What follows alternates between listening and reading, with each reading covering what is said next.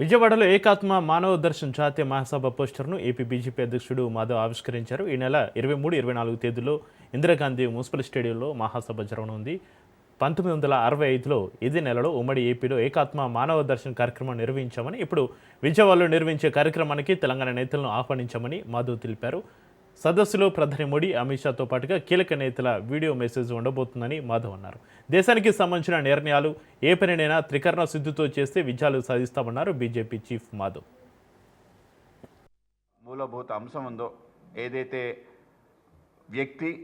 వ్యక్తి ఆధారంగా ఉండే సమాజం, అలాగే సమాజాన్ని వ్యక్తిని నడిపించే ప్రకృతి, అలాగే ఈ ప్రకృతికి అంతా తనతో కలుపుకొని ముందుకు తీసుకెళ్లే ఈ యొక్క విశ్వం, అలాగే విశ్వాన్ని నడిపించే ఆ యొక్క భగవంతుడు, ఆ యొక్క విశ్వ చైతన్య శక్తి, వీటన్నిటికీ కూడా ఒక సారూప్యత ఉంటుంది.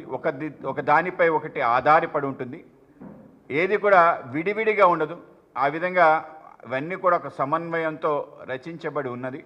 కనుక అన్ని వ్యవస్థలు కూడా సక్రమంగా నడవాలంటే వీటన్నిటిలో ఉండే ఒక మూల సూత్రం ఏదైతే అన్నిటినీ లయబద్ధంగా నడిపించే ఒక వ్యవస్థ ఏదైతే ఉందో ఆ వ్యవస్థని తెలుసుకోవటమే ఏకాత్మత అని చెప్పి, ఆ విధంగా అందరిలో ఉండే ఆత్మ ఏదైతే ఉందో అన్నీ ఒకటి అని చెప్పి, ఆ విధంగా పరమాత్మ, అలాగే మన ప్రకృతికి సంబంధించిన ఆత్మ అంటే దేశానికి సంబంధించిన దాన్ని చితి అంటారు, దాంతోపాటు వ్యక్తిగతంగా ఉండే ఒక ఆత్మ, ఇవన్నీ కూడా ఒకటే ఆ విధంగా ఉండే ఏకాత్మ భావం ఏదైతే